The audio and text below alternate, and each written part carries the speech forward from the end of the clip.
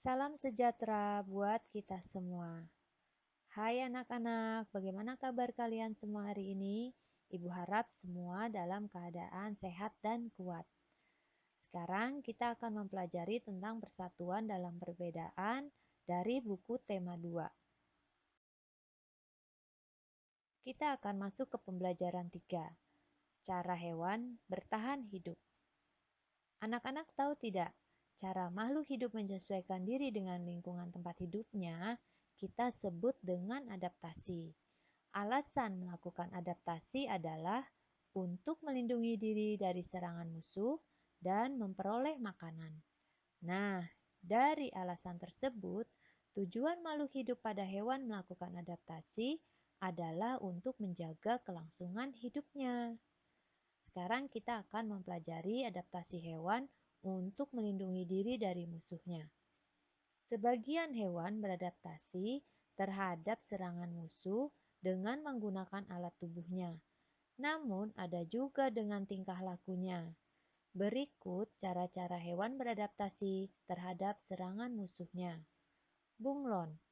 Bunglon mengubah warna kulitnya sesuai dengan lingkungannya yang kita sebut dengan mimikri, sehingga dapat terhindar dari musuhnya. Walang sangit. Walang sangit mengeluarkan bau yang menyengat, sehingga musuhnya menjauh karena bau yang menyengatnya itu. Harimau menggunakan kuku dan giginya yang tajam untuk menyerang mangsa dan musuhnya. Cara yang sama dilakukan juga oleh singa dan anjing. Belalang daun.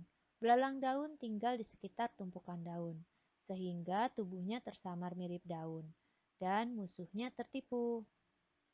Kijang memiliki tanduk yang runcing dan kuat untuk menyeruduk musuhnya saat menyerang.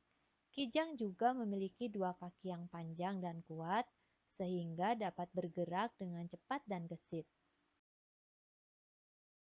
Cumi-cumi dan gurita mengeluarkan cairan hitam seperti tinta saat diserang musuh. Cairan ini akan membuat air menjadi keruh, dan musuh tidak dapat melihat sehingga dapat melarikan diri. Siput, kura-kura, dan penyu memiliki pelindung tubuh yang keras yang disebut cangkang. Saat musuh menyerang mereka, akan bersembunyi ke dalam cangkangnya, sehingga musuh tidak dapat memakannya. Kalajengking, kelabang, dan lebah mengeluarkan sengat yang beracun, sehingga dapat mengakibatkan kematian musuhnya. Kecoa, kumbang, musang, dan ular dengan cara berpura-pura mati untuk mengelabui musuhnya. Musuhnya akan pergi karena tidak akan memangsa hewan yang telah mati. Adaptasi hewan untuk memperoleh makanan.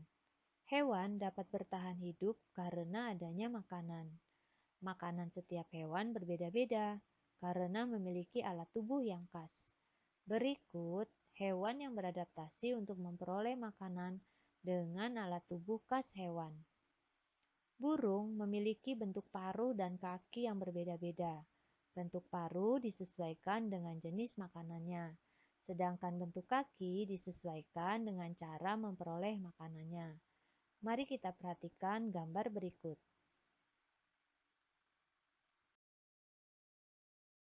Beberapa bentuk paruh dan kaki burung. Bentuk paruh. Paruh bebek. Paruh bebek berbentuk seperti sudu dan dayung untuk mempermudah mencari makanan di lumpur. Paruh burung pipit berbentuk pendek dan kuat untuk memecah biji-bijian. Paruh burung elang berukuran besar, runcing, dan ujungnya melengkung untuk mengoyak daging. Paruh burung kolibri berukuran kecil, runcing, dan panjang untuk menghisap nektar. Paruh burung pelatuk kuat, runcing, dan panjang untuk mematuk kayu pohon dan menangkap serangga yang ada di dalamnya.